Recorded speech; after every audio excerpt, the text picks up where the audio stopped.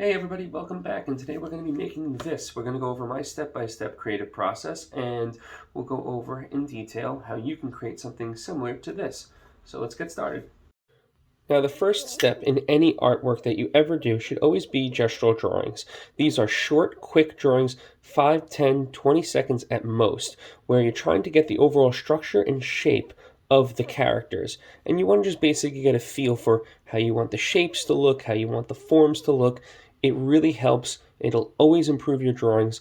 Very, very simple, must-do exercise before any major drawing. I'm going to run this video at 3 times speed. That'll leave us about 20 to 25-minute mark on the video. I'm doing this mainly because I don't want to bore you with every little detail on how I'm completing this. Also, we want to start off with an H3 pencil. It's very important to use a very, very light pencil with an incredibly light pressure. We don't want to be scoring into the paper at all, and we want to make sure that we just get a light overall feel for how Mickey looks.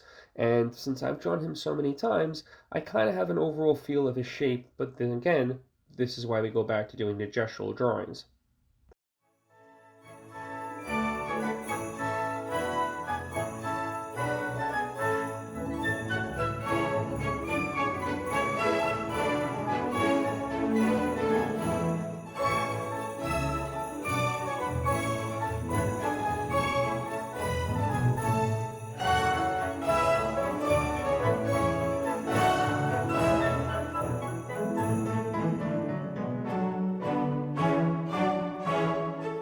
Now that we have the basic outline and the gesture complete, we can head on to the sketching phase.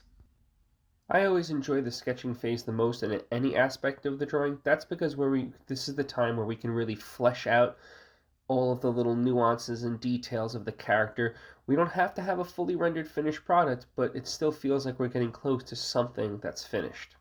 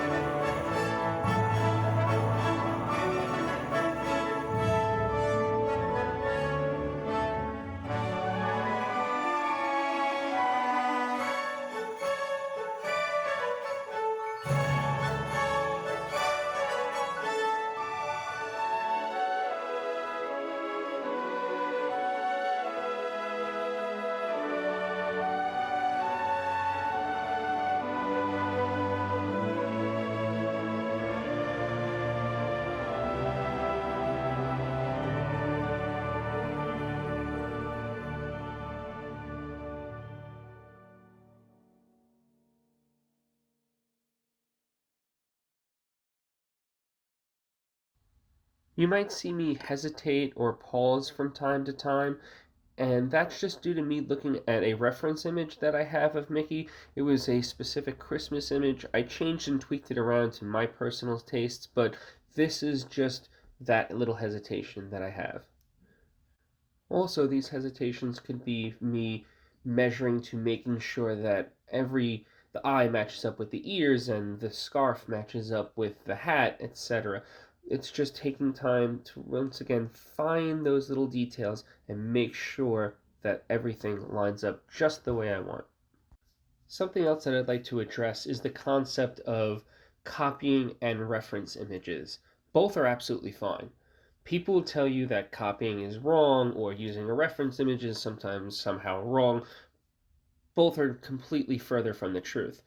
When you're trying to learn how to draw a specific character, sometimes just straight up copying is the best method. You learn how that artist created those lines. You learn how that artist drew that image, what they were thinking, how they were planning it out. You can actually see it within the drawing when you're copying it out. Same goes for reference images.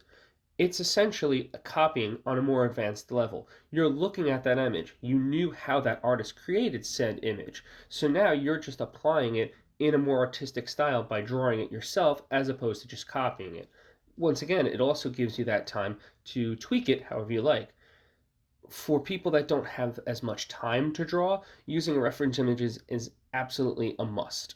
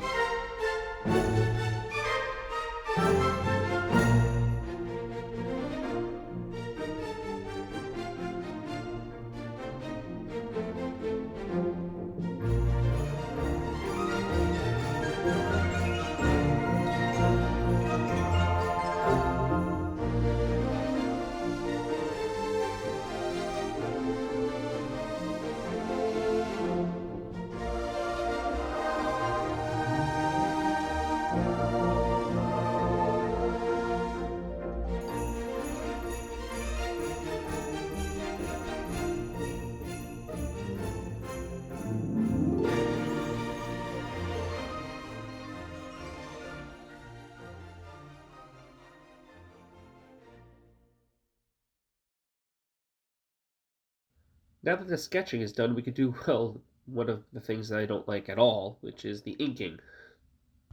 One of the reasons why I don't like inking as much is just because I find it a little too tedious for my taste. It's a very time consuming because sometimes my hands might not be that steady. It's just something that takes a lot of precision and a lot of time, and you need to be having long, smooth strokes. If you try to rush it or if you try to do sketch marks, you're going to have little jagged lines, and you don't want that. So when we try to ink, we want to achieve smooth, long strokes. Even if you have to go shorter, just make sure that you're not doing sketch marks along the way.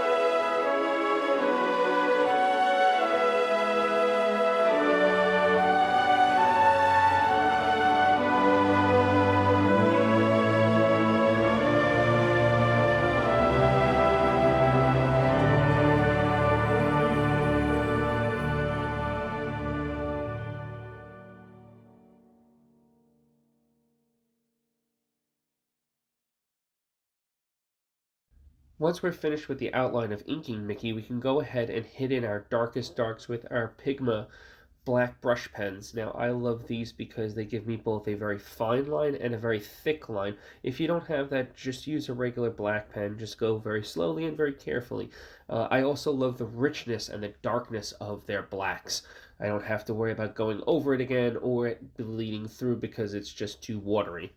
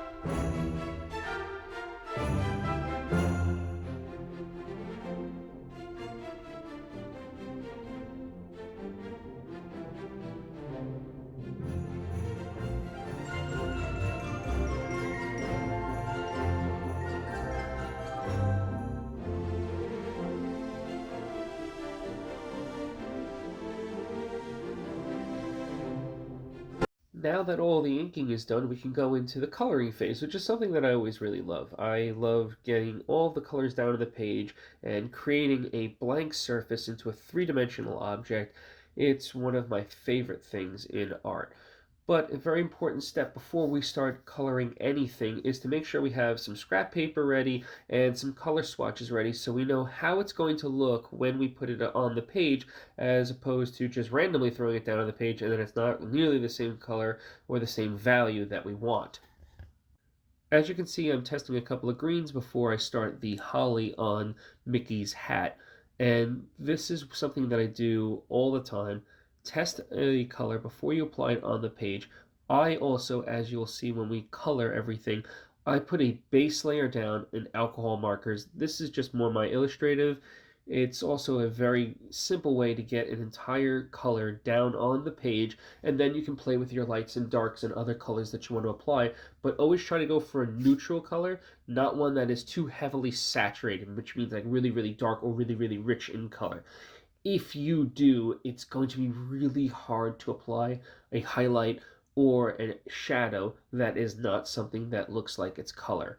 You'd have to use a blue or instead of a very dark red. So try to go with a neutral color for whatever color you're trying to apply as a base layer.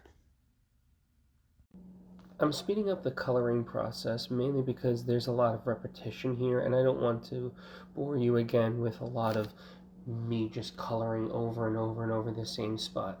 But the biggest tips that I can tell you is that coloring needs to take time with alcohol markers or even cheap felt markers. If you try to go scratching across really, really fast, you're just going to get a really blurry or streaky image. And what we're trying to look for is a smooth coverage across the whole image.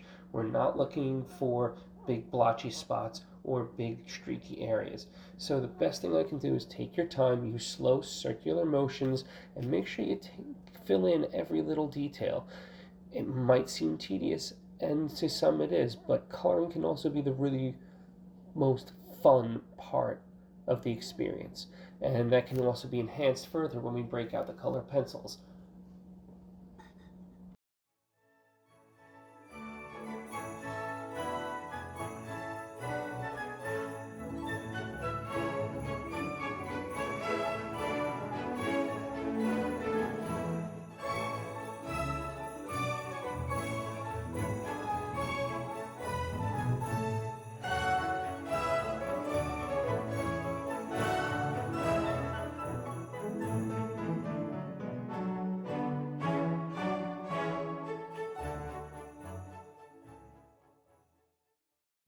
One more thing before we finish up. If you like the music that was played in the background, it's by a composer named Francisco D'Andra. It's off artlist.io. A link will be in the description.